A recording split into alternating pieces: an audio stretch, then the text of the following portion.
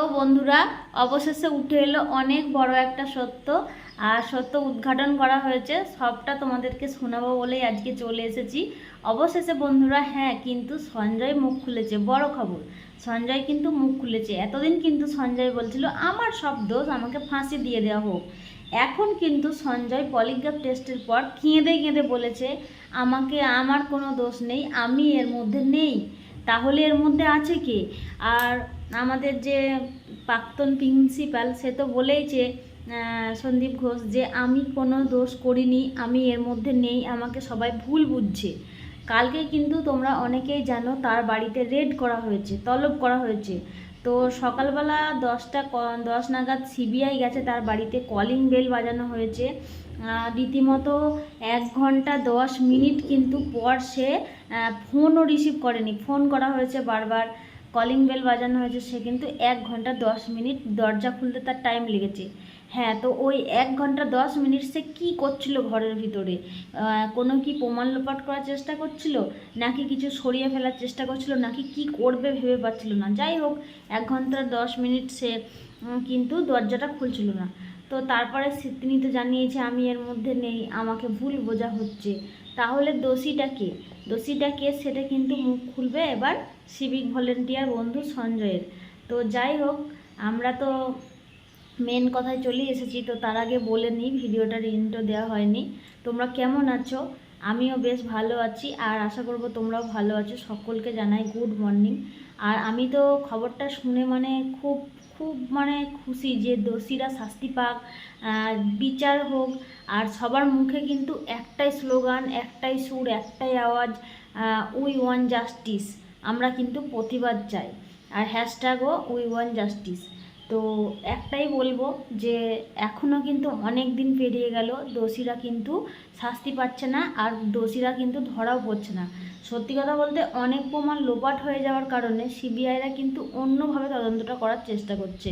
যেহেতু কোনো প্রমাণ নেই, সব লোপাট হয়ে গেছে, সেই জন্য অন্য টেকনিকভাবে ধরার চেষ্টা করছে। তো সবাই চাই আমরা যে উই ওয়ান্ট জাস্টিস, শাস্তি হোক আরজি কর। তো যাই হোক, আজকে সেই আমি পেয়ে গেছি ভয়েস রেকর্ডিং। তো চলো তোমরা আগে ভয়েস রেকর্ডটা শুনে নাও, তারপর আবার আসছি। ওখানে ড্রিঙ্কিং করার পরে আমি তো আসলাম। আসার পরেও যখন আমি ব্যাটালিয়ন যাওয়ার ছিল, ব্যাটালিয়ন যখন ও গেল না, আরজিকর ঢুকলো, তখন আমি ওকে ছেড়ে দিয়ে রিটার্ন চলে আসলাম। বাইক কে চালাচ্ছিল? ও চালাচ্ছিল? হ্যাঁ হ্যাঁ হ্যাঁ। আচ্ছা, আমি তো ড্রাইভও করতে জানি না ম্যাডাম। ও কি বললো? কেন যাচ্ছে অত রাত্রিবেলা? ওকে ঘরে বলছে হ্যাঁ যাবো বলছে, কিন্তু কিছু আমাকে বলেনি। খালি যখনই বললাম বেড়াতে যাওয়ার পর, তখন বলছে হ্যাঁ যাবো। তারপরে আমি তো সব রাস্তা ম্যাডাম চিনি না, যখন পারলাম ও আবার ওইদিকে ঢুকছে সোমবারের পেরিয়ে, তখন আমি ওকে বললাম কি যাবি না? ও তখনও বললো হ্যাঁ যাবো। সেটা কত হবে টাইম? তখন 3:45। আজিগরের অপোজিটে খালপাট দিয়ে আমাদের একটা শর্ট রাস্তা আছে, যেটা 12 থেকে 15 মিনিট লাগে। তো ওইটা দিয়ে যখন ও গেল না, তখন আমি ওর বাইক থেকে নেমে, যখন ভেতরে ঢুকলো তোমার সামনে রাখলো, তখন আমি বাইক থেকে নেমে ডাকাডাকি করে ওকে কাজে কথাও বলেছি, গালিগালাজ করেছি। পরে আমি এরা হয় পরে দেওয়ার পরে আমি ওখান থেকে বেরিয়ে, যেহেতু আমার কাছে পয়সা ছিল না, প্রথম ভাইয়ের কাছে গেছি। ভাইয়ের কাছে বললো ফোন পেতে দেবেন, বললাম ফোন পেতে আমার লাগবে না, আমার কাছে আছে। 2:45 সময় যখন ও হসপিটালে যাচ্ছিল, 2:45 আপনি না 2:45 নয়, ওখানে ঢুকেছি 3টে। আচ্ছা, আরজি করার সামনে ও নামলো, আপনি নেমে গেলেন বাইক থেকে? যাচ্ছে না ম্যাডাম, যখন ও যাচ্ছে না তখন আমি রাগারাগি করে ওকে গালিগালাজও করেছি, বাজে ভাষায় কথা বলেছি। দেওয়ার পরে আমি ওখানে কেন, ওর কি কোনো অসৎ উদ্দেশ্য ছিল তার জন্য আপনি গালিগালাজ করছিলেন? না ম্যাডাম, আমি ও যাচ্ছে না বলে আমি গালিগালাজটা করেছি। কেন যাচ্ছে না ও? আমি বললাম তাহলে তুই থাক, আমি চললাম, আমি আর পাচ্ছি না, চললাম বলে আমি ওখান থেকে চলে আসলাম ম্যাডাম। তার আগে কি আপনারা ওই বটতলার দিকেও গেছিলেন ওই রাত্রিবেলা? বটতলা সোনাগাছির দিকেও গেছিলেন, বটতলার দিকে গেছিলেন? হ্যাঁ ম্যাডাম। আচ্ছা, ওখানে কি কারোর সাথে ঝামেলাও হয়েছিল? না, ওখানে ম্যাডাম কোনো ঝামেলা হয়নি। তারপরে ও 3টের সময় আরজি করের ওখানে নামলো রাত্রিবেলা, তাই তো? আপনি বাড়ি চলে গেলেন, তারপরে আপনার সাথে আপনি ব্যারাকে ফিরে গেলেন। আচ্ছা, তারপরে ওর সাথে আর কোনো কথা হয়েছিল আপনার? ও ব্যারাকে কখন ফিরল? না ম্যাডাম, কখন ফিরেছে জানি না। ওর পরে কখন আমার সঙ্গে কথা হয়নি। ভাইয়ের অ্যাডমিট ছিল, বাসনে ডাক্তারবাবুর সঙ্গে ওই দিন কথা বলার ছিল।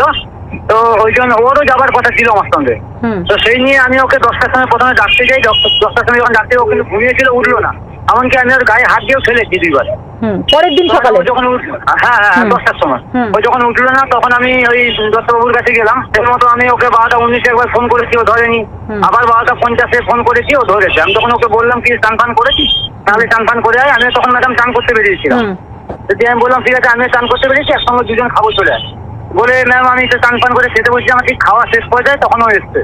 এটা আমার সঙ্গে খাওয়া দাওয়া হলো। হওয়ার পরে আমি যখন ব্যাটালিয়ানের দিকে ঢুকছি, তখন আমি ওকে বললাম যে কি রে, ওখানে যে কি কেসটা যে শুনলাম, তুই একবার তোর কাছে তো সবার নাম্বার আছে, একবার ফোন করে জানতো। হুম বলতে ম্যাডাম আমাকে বললো যে হ্যাঁ আমি দেখছি, জেনে নিচ্ছি।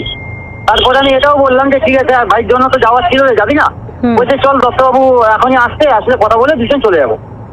বলে দত্তবাবুর ব্যারাকের দিকে যাওয়ার পরে ও ম্যাডাম আর দত্তবাবুর ব্যারাকে ঢুকলো না, বাইক থেকে আমাকে বললো আমার ল্যাটিন লেগেছে। আচ্ছা বলে ওখান থেকে চলে আসলো, আর আমি স্যার খাবারটা দিলাম। দেওয়ার পরে আমি এসে আমি আবার ব্যারাকে চলে আসার পরে ওকে ফোন করলাম হুম যে কি রে যাওয়ার ছিল, যাবি না? ও বলছে হ্যাঁ আমি তোর কাছে 2 মিনিটের মধ্যে আসছি। বলে মিনিট 5-এর মধ্যেও আমার কাছে আসে ম্যাডাম। হুম তো আসার পরে আবার দেখি ও এসেই আমাকে আর কোনো ওইসব হসপিটালে যাওয়ার কথা নেই ম্যাডাম। তো একটা গাড়ির চাবি নিয়ে আমাকে বলছে চল চল। আমি বলি কোথায় যাবো? না ইকবালদা ডাকছে। আমি তখন বললাম যে ইকবাল, তাহলে আমি ইকবালকে ফোন করি। বলে ইকবালদাকে ফোন করলাম, ইকবালদা বললো যে না কোথাও যাওয়া নেই, একটু মোট খাবো। আমি এটা তখন কটার বললাম, সময় পরের দিন? পরের দিন এটা ম্যাডাম 2:30 নাগাদ দুপুরে? আচ্ছা কখন ডাকলো ওকে পুলিশ, কখন নিয়ে গেল?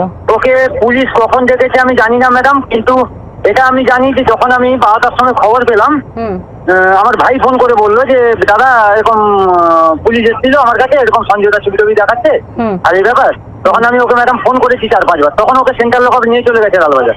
এটা কটার সময়? রাত্রির 12টা? হ্যাঁ রাত্রি 12টার সময় আমি খবরটা পেয়েছি যে ওর আমার ভাইয়ের কাছে পুলিশ গেছিল। যখন আজ করে ঢুকলো, আমি তখন বললাম কি দেখি না, ওই যে পেশেন্টটাকে দেখে নি। আমি বলছি আর পেশেন্ট কি দেখবি তুই এখন, তাহলে কি থাক, আমি চললাম। আমি ওকে একটু বাজে কথা বলেছি, বাজে ভাষায়। ঠিক আছে তুই আর পাচ্ছি না, আমার শরীর টানছে না, আর আমি চললাম। আর ওই দিন ম্যাডাম আমার সারাদিন খাওয়াও ছিল না। আর আপনি বললেন যে এত রাত্রিরে দেখে কি করবে, তাও শুনলো না? হ্যাঁ ম্যাডাম, না ম্যাডাম আমাকে শুনলো না, ও কোনো কথাই শোনেনি। চেঞ্জেস বলতে ম্যাডাম ওকে ওই দিন কিন্তু একটু বেশি খুশি লাগছিল, মানে অন্যান্য দিন যেভাবে তার থাকে তার থেকে মনে একটু হাসি খুশি মনোভাব। আচ্ছা মানে সেটা কি এই ঘটনাটা জানার পরে না জানার আগে?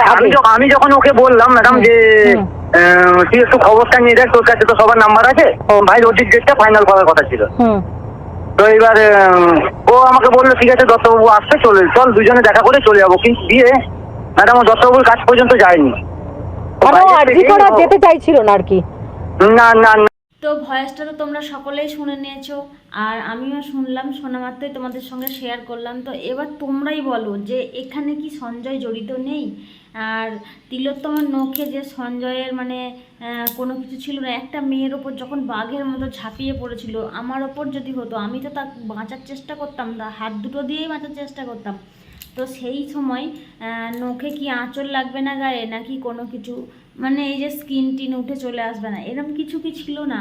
এটা কিন্তু সবার প্রশ্ন, এটাও পেলো না। ঠিক আছে, তো যাই হোক, আমরা চাই সুবিচার হবে। সিবিআইয়ের উপরে সকলেরই একটা আস্থা ভরসা সব রয়েছে, তো সেইভাবে এগিয়ে চলা হচ্ছে। আর আজকে হচ্ছে 27 তারিখ, আজকে নবান্ন কিন্তু ছাত্র ডাক দিয়েছে নবান্ন অভিযানের। তো আজকে তো সেই হবে, তো কি হবে না হবে সবটা তোমাদেরকে আমি দেখাবো। আমার চ্যানেলে সব ভিডিও পাওয়ার জন্য কিন্তু তার আগে সাবস্ক্রাইব করে রাখতে হবে। আর তোমরা তো শুনে নিয়েছো, এবার তোমরাই কমেন্টে বলো দোষী কে, আর কি কি বক্তব্য মতামত সেটা বলো। যার মায়ের কোল থেকে চলে গেছে তাকে কিন্তু আর ফেরানো যাবে না।